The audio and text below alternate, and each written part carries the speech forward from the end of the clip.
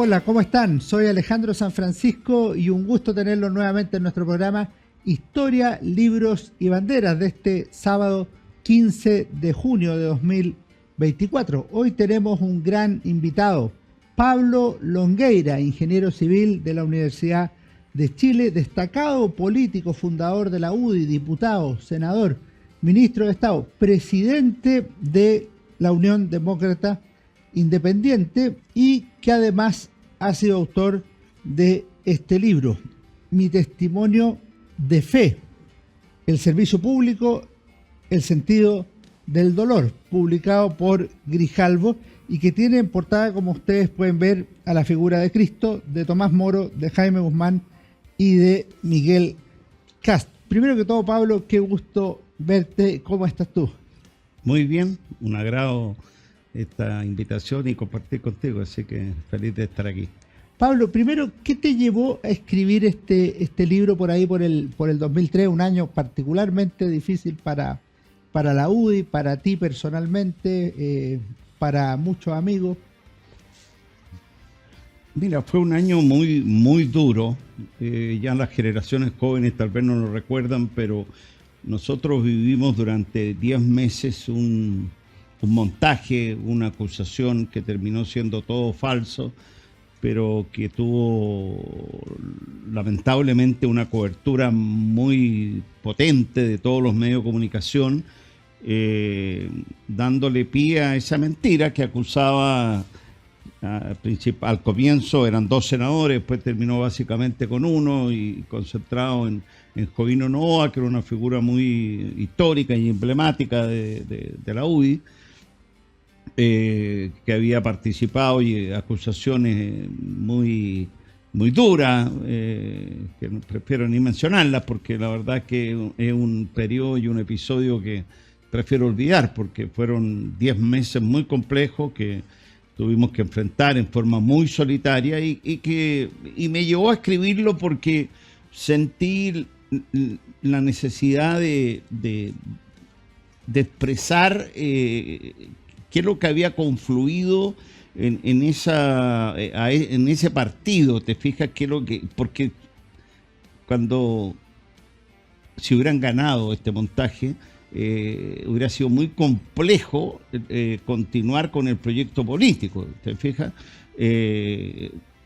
Y esto duró inexplicablemente para mí mucho tiempo. Aquí fallaron todas las instituciones y bueno, a mí me tocó como presidente en ese periodo poner la cara y tratar de que lo antes posible terminara este montaje. Y se extendió mucho tiempo, entonces nosotros prácticamente no podíamos hablar de ningún tema que no fuera este. Todos los días los medios de comunicación se volcaban a este tema y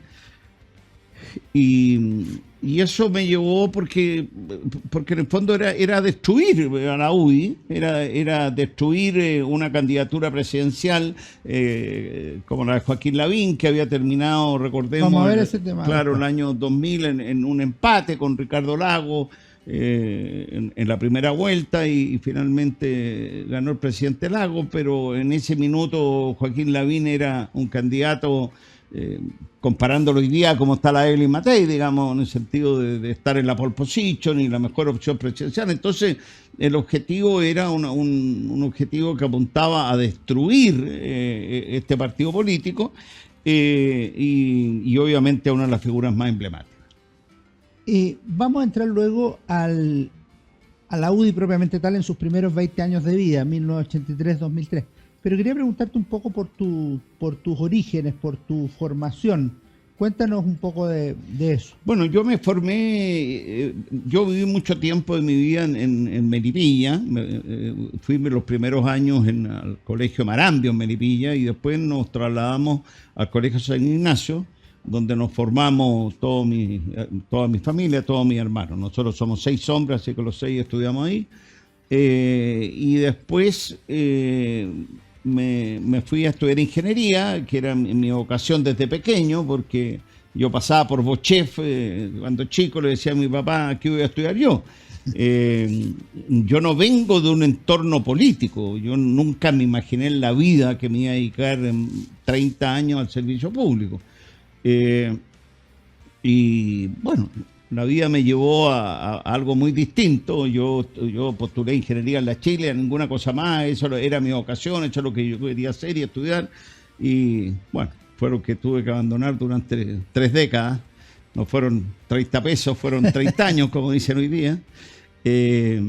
Y esa era mi etapa educacional. Ahora, yo te escuché decir algunas veces que efectivamente no era tu vocación y que entraste en ingeniería con decisión, pero aparece en este libro un discurso tuyo en la FESECH, cuando asumiste la presidencia de la FESECH. O sea, tú tienes un liderazgo incipiente ya en la universidad. Claro, mira, yo la primera vez que me vinculé, llamemos, con la dirigencia estudiantil, fue de la noche a la mañana. En 24 horas a mí me pidieron que fuera presidente de la Escuela de Ingeniería. Al día siguiente, ese año fue el primer año que votaban todos los delegados que habían sido elegidos en elecciones en el mes de abril. Se estaba iniciando la apertura, llamemos la participación juvenil en la Chile, y fui el año 80 presidente del Centro de Alumnos de Ingeniería, de la Facultad de Ingeniería. Y teniendo tan claro que mi vocación no era lo político, yo postulé el año 81 a un cargo de gerente de operaciones de una empresa que se llamaba LQL, Lería Quemada Alaya, que eran los dueños de 2 en 1 y teníamos mucha distribución. Yo postulé a ese cargo a mediados del año 81, todavía me quedaba, yo tenía 22 años, todavía me quedaba ramos por hacer, y me seleccionaron. Y el gerente general, cuando me llama para confirmarme, mira, estás seleccionado, pero te tengo que hacer una respuesta. Si tú te dedicas a la política o no, tienes 22 años, vamos a invertir en ti, me acuerdo que me dijo, pero como fuiste presidente de la Escuela de Ingeniería, el directorio quiere saber si te dedicarás a la política o a tu profesión. Entonces le dije, mira, inviertan todo lo que quieran en mí, yo, olvídate, una gran experiencia, pero a la política no me voy a dedicar nunca. Bueno, y me contrataron y efectivamente comencé, creo que el 1 de agosto del año 81, de gerente de operaciones. El 1 de agosto fue. Y porque pasé mi cumpleaños ahí, el 12 de agosto. Y a las 3 semanas que estaba de gerente de operaciones me empiezan a llamar los políticos de aquella época, Lucho Cordero, Luis Cordero, yo les llamaba a los políticos, ¿te fijas? Y bueno, al final me piden que vaya de presidente de la federación, ¿ya? Que tenía que ir, yo le dije, mira, yo estoy trabajando, olvídense de mí, no sé qué, olvídense, no voy a hacer, y bueno. Me junté también, me acuerdo en ese almuerzo, estaba Aníbal Vial, que eran dirigentes de aquella. Y los dos insistieron mucho, yo les dije que no, le dije, mira, además está mi palabra empeñada, me preguntaron si me dedicaba a la política, le dije que no, así que olvídense, no voy a... Ya. Y transcurrió un par de semanas, eso lo cuento en el libro, creo, con estos detalles, un par de semanas después de ese almuerzo, me llama el gerente general, que tenía la oficina arriba mío en la calle Placer, ahí en la comuna de Santiago, estaba 2 en 1, o sea, LQL, y me dice, Pablo, vengo del Diego Portales, de parte de Pinochet, estuve con un señor Jovino Novoa, y me pidieron que te liberáramos, así que te liberamos, así que trabaja hasta fin de mes. Entonces yo le digo, no, Fernando Col se llama. Fernando, si yo les dije que no, le dije, me decía, yo no. No me voy a meter en eso. Yo no, primera vez que voy al Diego Portales, le dije, no, aquí la empresa no va a tener problemas con el gobierno, le dije, así que les dije que ningún problema, están liberados a fin de mes. Y en el fondo me echaron.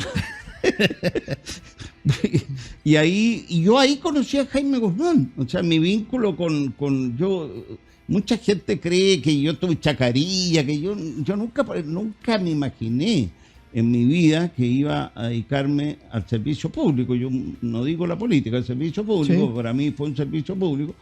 Y bueno, y finalmente Estuve 2 meses en esta empresa, tenía 23 años y asumí en octubre precisamente el... Pero fuera Yo ahí conocí a Jaime Guzmán, tanto que le pedí que me hiciera el discurso. Ese discurso está hecho por Jaime, ¿ya? Y lleva una oda al gremialismo. Yo tampoco dominaba mucho el conflicto político de aquella época. Y piensa tú que en el discurso mío, la Casa Central, se pararon 5 decanos y se fueron.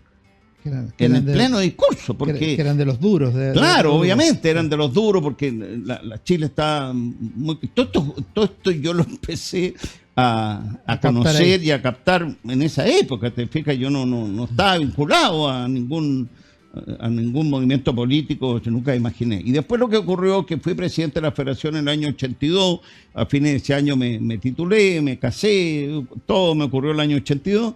Y ahí Jaime Guzmán, a fines del 82, me pide que no vuelva al mundo privado, que ahí ya nos habíamos conocido bastante, que lo acompañara, porque él quería crear un partido nuevo, derecha. Eso pasa, porque claro, en septiembre del 83 surgió la UDI. Claro, exactamente. Y tú apareces entre los fundadores. Claro, y claro. ¿Cuál era el sentido de ese partido nuevo y por qué estás tú ahí en el equipo fundador? Porque lo que se definió en ese minuto, acuérdate que ese año importante para hacerlo desde el punto de vista histórico, yo te expliqué, me titulé el 82, terminé todo el 82, entregué la federación y ahí Jaime me pide que lo acompañe, que me dijo, mira, aquí va a haber un minuto, una apertura política, me parece que no puede transcurrir el gobierno militar que sean los mismos partidos que fueron incapaces de solucionar la crisis política previa al 11 de septiembre, no haya nuevo, entonces yo quiero armar un partido y tú tienes una sensibilidad distinta. Bueno, todos los argumentos pangrupiste, pues en el fondo que yo lo apliqué después con mucha gente. Bueno, y finalmente yo tenía una experiencia y una formación en el Colegio San Ignacio. Entonces me dijo, entonces yo quiero armar un partido de derecha comprometido con el mundo de la pobreza. Y quiero que me acompañe en ese desafío. Y así fue como a partir de... No volví al mundo privado el año 83 y lo acompañé y después ya vino la apertura con Jarpa. Sí. Entonces ahí Jaime, frente a ese escenario, quiso dar una señal de que él iba a organizar un partido político después de toda su trayectoria en el gremialismo, en Nueva Democracia, una cantidad de organismos que se fueron creando en el tiempo para defender la idea. Entonces ahí creo que, ¿por qué estoy yo? Que no debiera estar, porque hay gente con mucho más título que yo desde el punto de vista de la trayectoria del gremialismo, pero yo fui como... se eligieron 6 personas que representaban de alguna forma, según Jaime, el resumen en ese minuto de toda su historia política. Entonces, obviamente estaba él, estaba don Sergio Fernández, que era el ministro de los civiles que habían participado en el gobierno militar, estaba don Guillermo Elton, que había sido un gran dirigente gremialista del comercio en la Unidad Popular, un gran caballero, bueno, igual que don Sergio. Y después estaba Javier Leturia, que había sido el último presidente de la FEUC en el año 73 en la Católica, Luis Cordero, que había sido secretario nacional de la Juventud durante muchos años, y yo que de alguna forma representaba a la Universidad de Chile, el gremialismo en la Universidad de Chile. Entonces esas 6 personas firmamos en representación de miles de personas, te fijas, no estaba Jovino, estaba Hernán Larraín, Raúl Lecaro, en fin, muchas personas que en ese minuto eran los conductores más cercanos y que yo conocí del gremialismo, y habían obviamente muchas otras personas que habían participado políticamente antes que yo. Y obviamente que la persona que no estuvo ahí, y esto es muy importante, porque está ahí en el libro, es la figura de Miguel Kast, porque Miguel Kast muere el 18 de septiembre del 83. En los mismos días que se fundaba la UDI. Exactamente, entonces obviamente hubiera estado en representación de todos los Chicago, los economistas, Miguel en esos 6 personas. Ahora, en ese minuto tú tenías claro que era una decisión bastante radical sumarte a un proyecto político de esa naturaleza. No, ya no. No, es que Claro, cuando uno lo mira a la perspectiva del tiempo, pero voy a ser sincero, en ese minuto yo nunca pensé que me iba a involucrar en la vida, gran parte de mi vida, ¿te fijas? Yo tenía 23 años, entonces a los 23 años dije, bueno, ya apoyo esto, y me volqué con mucha energía y con mucha dedicación a formar el departamento poblacional de la UDI, a irnos al mundo popular, a las poblaciones, a los campamentos. Fue una etapa hermosa. A mí, yo había en el colegio San Ignacio, había trabajado de obrero, había ido en las poblaciones, había hecho todo el decálogo jesuita, digamos, te fijas, había estado en misiones en Chiloé. Por lo tanto, y adicionalmente tenía una formación familiar con mucha vocación social. O sea, mi padre tenía, a mí mi padre me puso en el mismo colegio en Melipilla con el hijo del trabajador de la parcela. O sea, mi padre tenía este sueño de que la educación, y nos puso a los dos juntos, ¿te fijas? Entonces, nosotros teníamos una vocación social muy importante, ¿te fijas? Y cuenta un poco para el público que no vivió esa etapa, ¿qué fue el trabajo poblacional de la UDI? Porque fue bastante revolucionario desde el punto de vista de la historia de las derechas en Chile. Claro, yo te diría primero que nada, para penetrar en el mundo popular tiene que haber un compromiso de la dirigencia. La gente tiene que sentir que tú estás realmente con un proyecto político para cambiarle la vida a él. Sobre todo un partido de derecha que obviamente viene con una mochila de que eso no es así, por muchas razones, porque no, ustedes son de extrema derecha, son de los partidos del gobierno militar, son los partidos de los empresarios, o sea, tú vienes muy etiquetado, ¿te fijas? Entonces, nosotros ahí hicimos un trabajo territorial muy profundo, muy profundo. Nosotros teníamos todos los días 2, 3 charlas, y charlas de formación. Nosotros nos íbamos a las poblaciones a regalar cosas y a ganarnos la simpatía momentánea por estar haciendo populismo, muy por el contrario. O sea, para Jaime el populismo para él era, hay que tener claro que, porque aquí hay una mirada también muy espiritual de Jaime, porque para él me decía a mí muchas veces cuando conversábamos y volvíamos de las reuniones, nosotros cuando consolidábamos un comité en algún territorio complejo, por ejemplo La Pincoya, bueno, en distintas poblaciones por todo Chile, o la metropolitana, llevábamos a Jaime. ¿Ya? Nosotros hacíamos trabajo previo, Lucho Cordero, Cristian Lee, muchas personas, Alfredo Galdame, en fin, todo el equipo que se fue formando.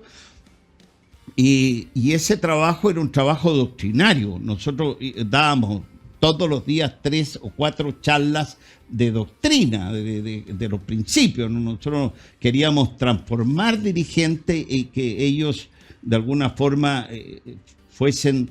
entendieran lo que era la UDI y por qué la UDI era el partido político para sacarlos de la pobreza, para abrir un país de oportunidades, todo lo que hemos vivido estos 30 años, que les guste o no les guste, son por lejos los 30 mejores años de la historia chilena. Entonces,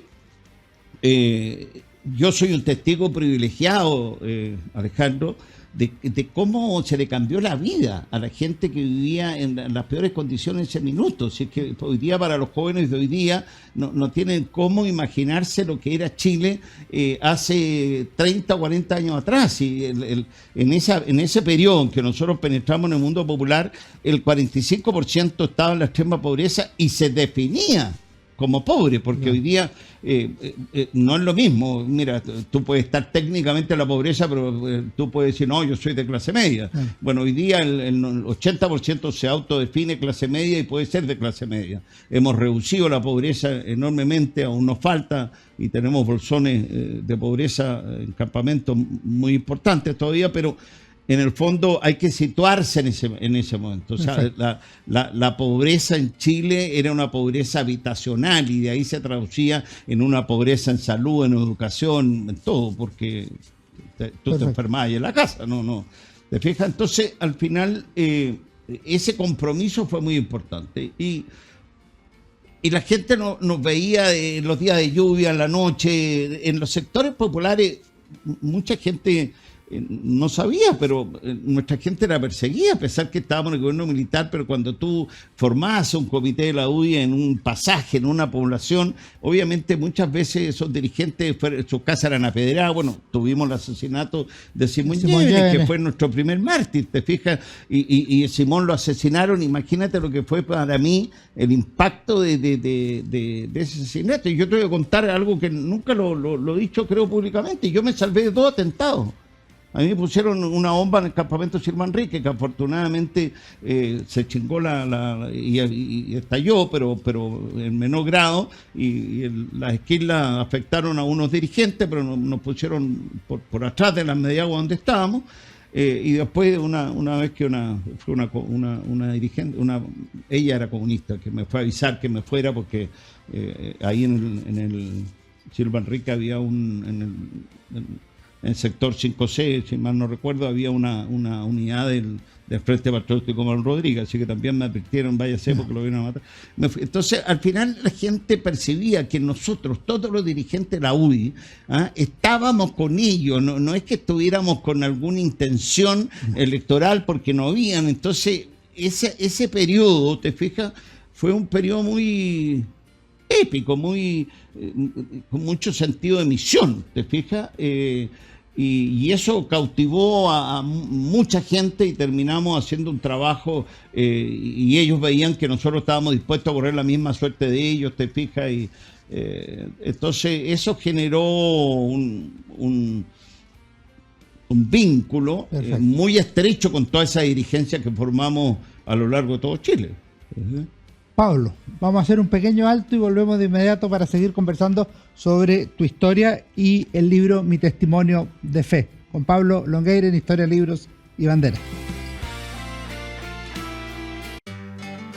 La Universidad San Sebastián presenta los tomos 7, 8 y 9 de la colección Historia de Chile 1960-2010. Es una obra que nos ayudará a conocer y a comprender las últimas 5 décadas del Bicentenario de Chile. Lo puedes encontrar en las mejores librerías del país y en buscalibre.cl. Historia de Chile 1960-2010. Volvemos en Historia, Libro y Bandera. Estamos conversando con Pablo Longueira, dirigente emblemático de la Unión Demócrata Independiente UDI, sobre su libro Mi Testimonio de Fe y sobre la historia del partido y gran parte de la política chilena de los últimos años del gobierno militar y las primeras décadas de la democracia. Te quería preguntar por un infaltable, Jaime Guzmán, que terminó siendo una figura decisiva para ti, para muchos, para Chile. Sobre Jaime Guzmán y sobre el asesinato de Jaime Guzmán. Mira, Jaime Guzmán era una persona que era muy difícil decirle que no. A mí hay pocas personas que me generan esas conversaciones eternas que tenías con él, una profundidad en cada tema, en cada conversación, en aire relevante, no en ningún lugar común, todas con mucho contenido. Jaime era en eso muy atractivo. Recuerda que yo soy ingeniero, mi formación ingeniero, entonces la formación de ingeniero es bastante compleja en la política, porque la gente, a nosotros nos enseñan a construir. O sea, yo no tuve ningún ramo para destruir. Entonces, uno tiene una formación que es importante entenderlo, ¿te fijas? Porque muchas veces la gente dice, no, es que los acuerdos y a veces a la gente no le gusta mucho los acuerdos que he hecho, pero es que nosotros nos enseñaron a construir, a enfrentar crisis, a solucionarlas. Entonces, esta cosa de ser opositor por ser opositor no va con mi formación, ¿ya? Jaime también tenía mucho eso, yo aprendí mucho de eso de él, ¿ya? Para mí lo más impactante, te diría, no lo más impactante, sino que el primer gran acuerdo que a mí me impresionó Jaime fue el de Gabriel Valdés, cuando retornando a la democracia tuvimos un acuerdo que para nosotros fue muy duro, porque los acuerdos en general a ti te tienen que doler. En el caso nuestro, a nosotros la gente nos gritaba traidor en la calle. Yo había sido recién elegido diputado por San Bernardo, te fijas, y nosotros estábamos permitiendo que uno de los enemigos de Pinochet, te fijas, o los opositores más duros de Pinochet, lo estábamos convirtiendo en presidente del Senado, te fijas. Entonces, y Renovación Nacional quería levantar a Arturo Alessandri, ¿te acuerdas? Y nosotros teníamos los votos decisivos y Jaime optó por romper esto, no romper, sino no sumarse, que tenía toda la razón, obviamente, porque para que ganara don Arturo tenían que votar todos los designados por él. Entonces Jaime estimaba que era un profundo error político que la primera votación que tuvieran los senadores designados fuera una votación política para elegir un presidente del Senado de derecha. Entonces, Jaime era una persona que tú aprendías por una vía de coherencia. ¿Te fijas? Yo no conocí una persona así más coherente con lo que piensa que Jaime en su actuar. ¿Te fijas? Entonces, bueno, el año 82, como te conté, me pidió que lo acompañara y yo reconozco que siempre pensé que iba a hacer una cosa hasta que yo quisiera. Temporal. Reconozco que fue así. Y me dediqué, como trato de hacer las cosas, con mucha seriedad y con mucho rigor, y nos dedicamos toda la década de los 80, te fijas, a formar este partido, y creo que él cometió un error, lo discutimos mucho. El error que yo creo que cometió él, de los pocos que le conozco, fue el habernos llevado a fusionarnos con Renovación Nacional. No sé si te acuerdas bien de ese 87, episodio. 88, Hoy día sí. mucha gente no lo acuerda, pero en el fondo nosotros de la noche a la mañana, nosotros veníamos ya haciendo trabajo poblacional por varios años. De la noche a la mañana en la centro derecha, para que la gente se acuerde un poco, habían como tres grandes sectores. Estaba la Unión Nacional, que era más el grupo de Andrea Alamán, estaba el Frente del Trabajo, que era el de don Sergio Onofre Jarpa, y estábamos nosotros, ¿ya? De los más activos habíamos sido nosotros, y obviamente con mucha masividad, desde el punto de vista que ya llevamos 5 o 6 años trabajando en el mundo popular, ¿te fijas? Entonces, de la noche a la mañana, la Unión Nacional se disuelve, se autodisuelve y hace un llamado para que tanto el grupo de Jarpa como el de Jaime hiciéramos un partido, porque se estaba aprobando la ley de partidos políticos, ¿ya? A los 2 días, no recuerdo bien, se autodisuelve el Frente Nacional del Trabajo. Todo esto eran movimientos que existían, de hecho. Y se suma el llamado y quedamos nosotros, ¿ya? Y yo ahí le dije a Jaime que yo no iba a esa unidad, que hasta aquí nomás llegábamos, y que me parecía bien. Él era el líder político, él había fundado el gremialismo. ¿Quién era yo, te fijas, para estar cuestionando esta unidad? Y perfecto. Y al final no aceptó, convenció a todos, y al final llegó a mi casa, me acuerdo, un día, y me dijo: mira, si tú no vas, nosotros no vamos. Entonces le dije: mira, Jaime, creo que estás cometiendo un grave error. Le dije: yo creo que no está preparada la centroderecha o la derecha chilena para recibir a un partido que tiene una estructura poblacional de la magnitud que nosotros tenemos. Porque no es un proceso en el mundo de la derecha hay gente que habla a los rotos. Yo no acepto que delante mío se habla así, ¿te fijas? Entonces yo tengo una formación completamente distinta. Entonces al final aquí era mezclar a segmentos de la derecha, ¿te fijas? Bueno, oye, si a mí yo era Pungueira, pues acuérdate. Entonces al final eso reflejaba, te fijas, una lucha de clases. Finalmente eso es lo que había de fondo. Entonces, insistió. Entonces dijo: mira, si tú no vas, no vamos. Entonces me acuerdo haberle dicho: mira, a mí me parece un chantaje moral, Jaime. ¿Quién soy yo para impedir que la derecha se una si ustedes creen que se tienen que unir? Pero yo no me voy a unir con yo no provenía de esa derecha, te fijas, tampoco me comparto muchas cosas políticas. Entonces, bueno, al final no tuve otra opción. Y ¿qué le iba a decir? Que no, imagínate, no nos juntamos porque a mí se me ocurrió que no, ya. y nos fuimos a esa unidad. Y duramos poco, ¿te fijas? Porque ocurrió lo que era obvio, la ruptura que era obvio que iba a venir, ¿te fijas? Porque además, cuando la militancia... para reunir, la militancia que se reunió para formar Renovación Nacional provenía principalmente del afluente de la UDI, te fijas, de toda esta estructura poblacional. Y ahí lo que ocurrió, porque todo esto, algún día no sé eso si lo probablemente en Santiago, pero... porque en provincia era más fuerte. Claro, exactamente. Otra... Claro, sí, en Santiago por de pronto. Sí. Piensa tú que las elecciones que hubo en Santiago, la fracción de la UDI ganó todas. Sí. Menos la del Barro Alto, y en varias regiones también. Sobre todo nuestro origen estaba concentrado donde había universidades. Nosotros éramos fuertes en la quinta, obviamente estaba Bartolucci, todo el equipo de la quinta región, después también la segunda, la octava. O sea, nosotros las zonas rurales no teníamos, pero sí en aquellas donde había gremialismo. Así que en las grandes ciudades lo teníamos, y por eso que y qué es lo que ocurrió, que a la gente se lo olvida. Bueno, de la noche a la mañana fuimos a esa unidad, y también ocurrió que don Ricardo Rivadeneira renunció en favor de Sergio Onofre Jarpa.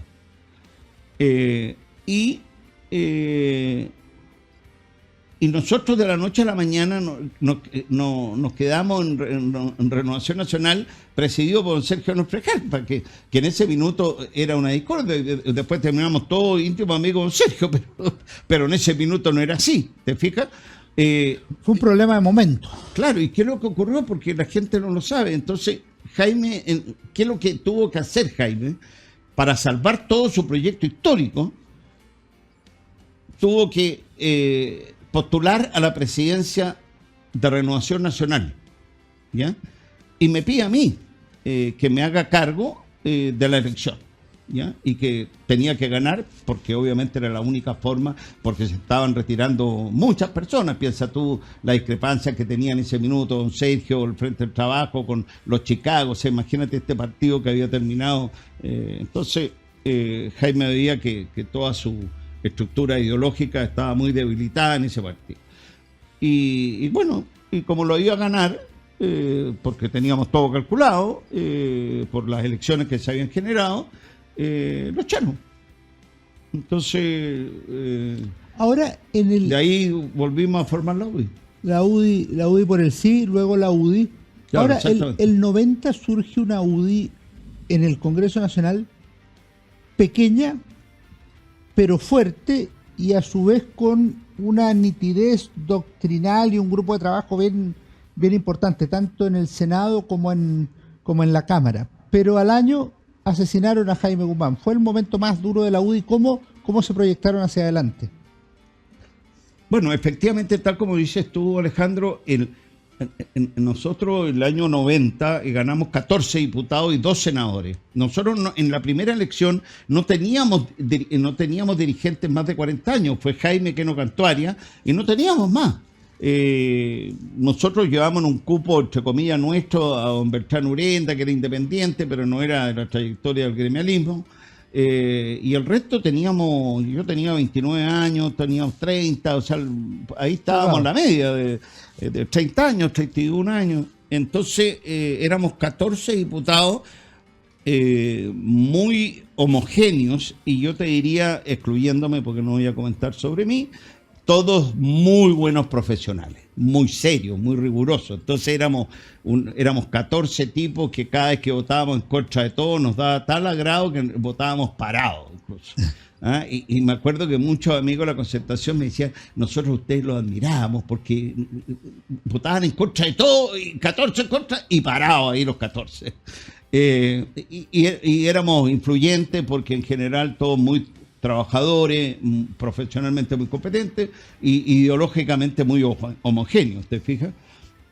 Y después en el Senado teníamos a Queno y a Jaime, y lo asesinan el 1 de abril del 91. Y ahí esa noche nos fuimos todos a la Casa Jovino, recuerdo, y ahí nos comprometimos. Yo pienso tú que yo a Jaime le había dicho 1000 veces, mira, el día que tú no estés, yo al día siguiente estoy fuera de esta cuestión, ¿ah? bueno, lo asesinan y al día siguiente estábamos todos dedicados a salvar su proyecto político, te fijas, y nos comprometimos todos, incluso nos repartimos esa noche todos los atributos de Jaime, así como los íbamos a reemplazar, te fijas, y Jaime, que tenía todos los jueves, comía con jóvenes en su casa, te fijas, para formar, ya todos íbamos a tener también en las calles, todo cómo suplíamos a un personaje difícil de reemplazar, porque obviamente que lo era complejo. Y bueno, y ahí posteriormente entró Bertrand Urenda a la UDI, te fijas, para reemplazar, o Sergio Fernández. No, Bertrand Urenda. Bertrand Urenda, claro. Lograron tener bueno, Sergio también integraba de alguna forma, era muy cercano. Sergio fue en la campaña del 97 por la UDI. Claro, exactamente. Y ahí nos comprometimos todos a que el terrorismo no nos iba a derrotar y íbamos a dedicar la vida a sacar este proyecto adelante, ¿te fijas? Y eso fue lo que, de distintas formas, estos 30 años míos, te fijas que bueno, se alargaron. Pablo, vamos a hacer un alto y vamos a volver con la consolidación del proyecto de la UDI y cómo llegó a ser el partido más grande de Chile. Volvemos de inmediato en Historia, Libros y Banderas con Pablo Longueira.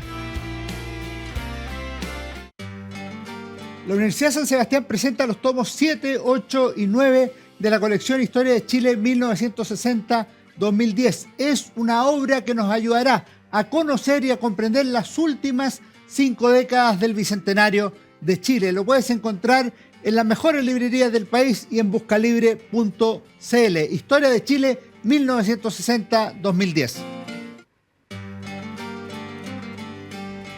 Volvemos, estamos conversando con Pablo Longueira, mi testimonio de fe.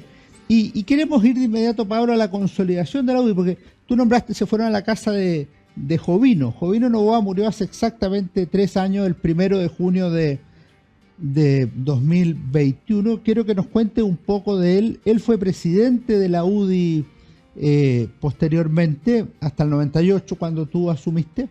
Y tuvo una tarea muy, muy relevante. Dejó a la UDI con la bancada de senadores más importante del país, en la práctica con la elección del año 97. Prácticamente en todo Chile había senadores de la Unión Democrática Independiente, incluido la capital, Carlos Bombal por Santiago Oriente y el propio Jovino Noboa por Santiago Poniente, la circunscripción de Jaime Guzmán. Así fue, tal como tú dices, nosotros teníamos un sistema nosotros teníamos una evaluación quinquenal. Piensa tú lo que hacíamos, porque hoy día yo creo que no evalúan ni el semestre que viene, pero nosotros teníamos planes quinquenales y cada 2 años lo íbamos evaluando. Entonces, ¿dónde tenían que estar las figuras? ¿Quiénes estaban? ¿Cómo? Y íbamos evaluando, ¿te fijas? Entonces, el año 97, Joaquín Lavín ya estaba en Las Condes y decidimos que no entrara al mundo político, al Parlamento, y siguiera con una proyección presidencial, porque se estaba posicionando ahí, desde Las Condes, ¿ya?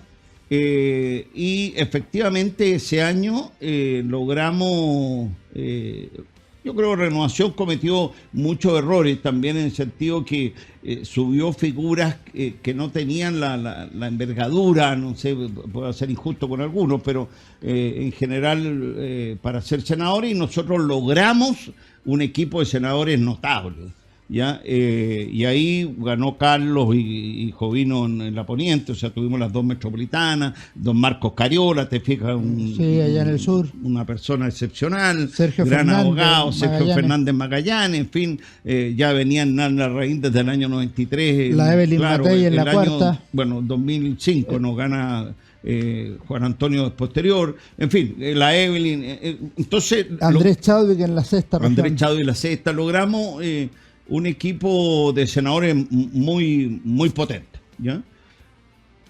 Y después vino vino la presidencial por la 99-2000. claro, y eso, si tú miras la cifra, en general, la centro derecha, después del empate de Lavín Lagos, subió promedio como 5 o 6 puntos. Lavín hizo aumentar en nuestro mundo político, ¿ya?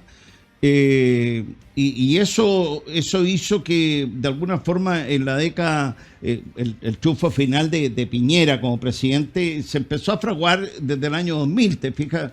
Y ahí la UDI se convierte posteriormente en el partido más grande.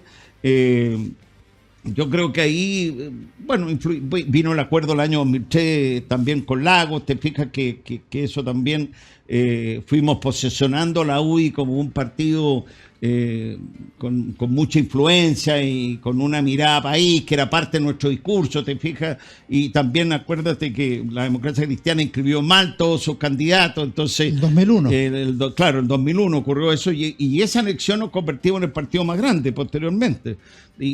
Y fue muy impresionante porque el presidente de la democracia cristiana era don Patricio Aylwin, que había sido presidente, ¿te fijas? Y a mí me correspondió en ese periodo ser presidente de la UDI y la convertimos en el partido más grande de Chile. Pero no es importante eso, ¿eh? Yo creo que el mayor problema para nosotros nunca era importante ser grande, lo importante era ser influyente y tener el tamaño adecuado para ser influyente, porque no sacas nada siendo grande y que finalmente todos voten como quieran y no haya ninguna mirada común entre los parlamentarios o los senadores de un partido. Ahora, ¿qué relevancia tiene para ti y para el proyecto UDI tu presidencia entre el año 98 y el 2004? Porque eso se acuerda en la UDI, no es que tú le hagas un golpe a Jovino Novoa o que él se aburra, se entiende que hay que asumir un liderazgo y tú eres la persona indicada año 98-2004. Claro, no, en general nosotros en la UDI te diría, siempre las directivas fueron conversando, las fuimos conversando. Ya nosotros teníamos, hasta que estuvo Jaime, teníamos todos los lunes comida en su casa, nosotros hacíamos todos los lunes, ¿no? Mucha gente decía, no, mira, es que la UDI piensan todo igual, no, lo que pasa es que el día lunes nosotros comíamos con Jaime los conductores más importantes y ahí teníamos resuelto todo lo que venía en la semana. Nosotros el día jueves, cuando estábamos discutiendo cualquier cosa, nos mirábamos y sabíamos ¿para dónde iba la micro? ¿Te fijas? Entonces hacíamos inteligencia política, no es que no era una improvisación este partido. Y después eso cuando asesinaron a Jaime, fue en la casa Jovino y la mantuvimos rigurosamente toda la semana, ¿te fijas? Entonces, finalmente la conducción de la UDI fue una conducción muy homogénea, que en general la gente nos permitió ir tomando las decisiones del grupo conductor, porque entre comillas, primero que nada teníamos un ascendiente, éramos exitosos, por eso se permitía de alguna forma que nosotros fuéramos proponiendo y nunca hubo competencia, ¿te fijas? Y no hubo competencia porque, piensa tú, porque muchas veces la gente me llama y me dice, pero ¿por qué la UDI hoy día? Bueno, nosotros, todos los candidatos, todos los conductores de la UDI, por decirlo de alguna forma, fuimos a dar batallas electorales a perder.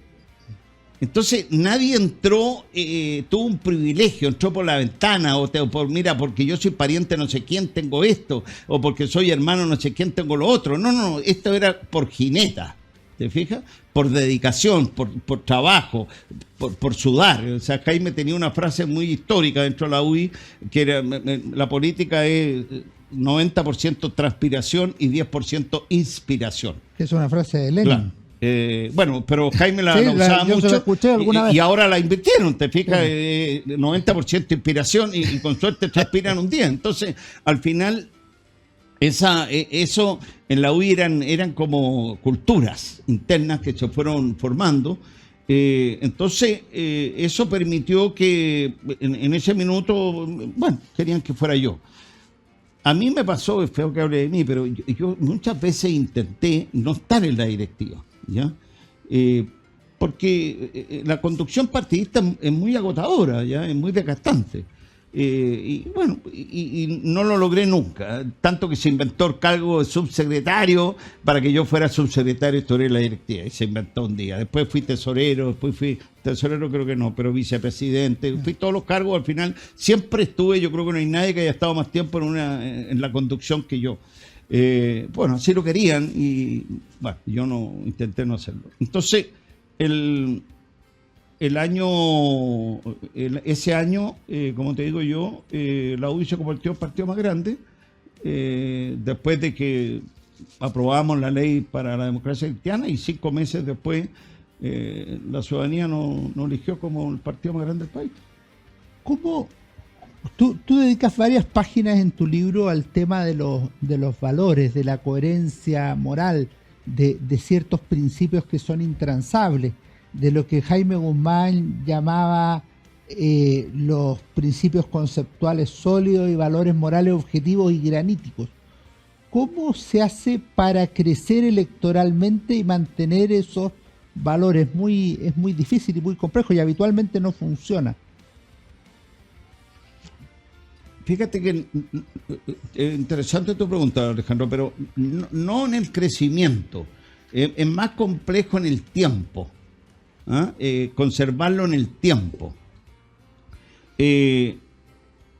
Hasta que nosotros fuimos el partido más grande, eso se cuidó, fue así. Nosotros, fíjate que, por ponerte un ejemplo, había un gran amigo, no me acuerdo ahora del nombre, pero era diputado por Chillán. Era lo más simpático que hay, estaba dentro de los 14, ¿no? Pero nuestro diputado por Chillán, que no era gremialista, pero había sido alcalde, se me da el nombre ahora, el año 90, era entrenador de caballos, entonces pasaba en el Sporting Club, y a veces no llegaba ni a votar. El año fue diputado los primeros 4 años y después nos lo llevamos nosotros, y éramos 13. Y no lo llevamos, y estuvimos dispuestos a perder Chillán, y lo ganó después otro diputado de Renovación, él hubiera vuelto a ganar. Entonces así éramos, de coherentes, para conservar ese compromiso ético, ¿te fijas? De coherencia. Y eso es lo que te cuesta conservar en el tiempo, ¿te fijas? Porque eso se rompe una vez, ya empieza a debilitar la conducción. Entonces, todo este periodo en la conducción de la UDI, incluía la de Jovino, después estuvo Hernán, también Juan Antonio, yo estuve 6 años. Bueno, estuvimos en las directivas y en las conducciones, ¿te fijas? Había mucha coherencia en esos valores, en esos principios. Era conservar la esencia de lo que... Piensa tú que cuando tú volvías no te lo alcancé a terminar antes, de una charla con Jaime, me acuerdo de una larga conversación que mi hijo me decía: mira, Pablo, para mí venir a estos comités poblacionales, que siempre íbamos la noche, oscuro, a charlas, juntarnos con 20, 30 personas, dependiendo del tamaño del comité, piensa lo que era para ellos llevarle a Jaime Guzmán, digamos. Entonces me decía: para mí, aquí en todos ellos yo veo el rostro de Cristo, Pablo. Entonces Jaime tenía incorporado toda esta espiritualidad, ¿te fijas?, en torno a este partido político en que había un compromiso y era la opción de los pobres, ¿te fijas? Y entonces, esto, yo una vez lo dije, así que puede ser medio feo como uno lo diga, pero hubo aquí un compromiso de vida muy profundo, muy profundo. Y yo no sé si lo he contado, pero a lo mejor ahí ya no me acuerdo muchas cosas que puse, pero cuando nosotros enterramos a Simón Llévenes, que fue nuestro primer mártir, dirigente poblacional extraordinario, Jaime nos invitó a comer en la noche a la casa de él, al departamento, y estaba Luis Cordero con la Magdalena, Andrés con la Victoria, Andrés Chadwick y yo con la Chiche. Y en un minuto Jaime dijo: bueno, vamos a continuar o no con la UDI, porque uno de los que estamos aquí va a ser el próximo. Entonces, imagínate el compromiso nuestro de decir: sí, continuemos. Y yo tenía 2 hijos frente a la señora, así de directo era Jaime, te fijas, de impactante, porque hoy día, no sé, nadie se atrevería a plantear una cosa tan brutal como esa, te fijas. Pero ese era nuestro compromiso, o sea, sentíamos el deber de seguir adelante, bueno, y fue él 5 años después. El llamado. Así es. Pablo, se nos fue el tiempo y tengo una última pregunta que te la había anunciado. ¿Alguna recomendación de libro para mí, para los lectores? ¿Algún libro que te haya llamado la No, atención? a ti ninguno, porque me imagino que ya lo leíste, pero no, terminé hace algunos días, muy bueno, el de Alejandro Parvex, el soldado...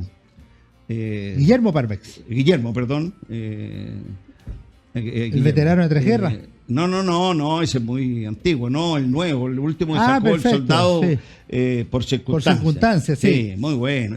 Todos son buenos. Son buenos los libros de Parvex. Perfecto. Saca un libro, yo voy al tiro a la librería y se los recomiendo porque es un libro histórico nuevamente, novelado. Pero está como todas, con muy buenos datos, toda la toma del Morro de Arica, interesantísimo. Bueno, también me aprovecho porque también lo terminé, el de Roberto Ampuero, también muy bueno. El de Nunca volver a Berlín. Exactamente, Nunca volver a Berlín. Esos dos me parece que son libros infaltables. Tenemos anotado esos dos. Pablo, no sabes la alegría de haberte tenido en el programa. No, tipo, encantado. Ustedes no se vayan, ya viene mi recomendación de libros en Historia, Libros y Banderas.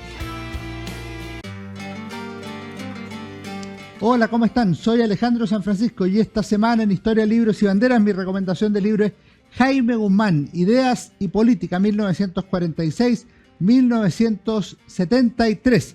Corporativismo, gremialismo y anticomunismo. Este es un gran libro con una excelente investigación del historiador José Manuel Castro de la Universidad San Sebastián, en que él traza las líneas principales de la formación del pensamiento político de uno de los líderes más importantes del país en la segunda mitad del siglo XX, Jaime Guzmán Errázuriz. Y ahí aparece el anticomunismo como eje central, la fundación del gremialismo en la Universidad Católica en 1967, cuando era presidente del Centro de Alumnos de Derecho, el alessandrismo en los años 60 y particularmente la elección de 1970, y ciertamente el corporativismo, que había sido una idea de la primera etapa. Jaime Guzmán fue fundamentalmente un dirigente político, pero fue un político que reflexionó, que tuvo una visión de la sociedad, del orden político, del derecho, que sería relevante en las décadas siguientes. De José Manuel Castro, Jaime Guzmán, Ideas y Política. Que esté muy bien, nos vemos en nuestro próximo programa.